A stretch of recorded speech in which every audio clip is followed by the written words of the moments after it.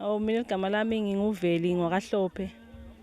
Ngicoach weSihoye Easy Walkers, ngi-assistant. I-team yami yona ayikaphumeleli, ayikakhoni ukufika kuma-finals.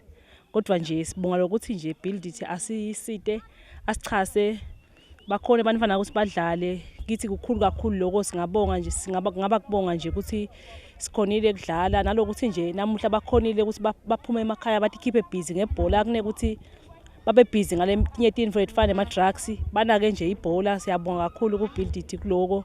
Sibonga nje nalokuthi akhona nekuthi abanake konke lokufana nale health lokuthi bakhone kudla bakhone kunathe emanti. Phindze futhi nalokho socialize nje kukhulu ukuthi kubantwana. Siyabonga noma i-team yami Easy Walkers ingakaphumeleli kodwa ke lokukhulu kulokuthi nabo bakhonile kwashaya amagoli noma ngabe ngasilo langa lethu namuhla. Siyabonga nje lokuthi bakhone ukuphumelela labo abaphumelele. Sibonge neSwallows ngekuphumelela babe ma-champions ale tournament.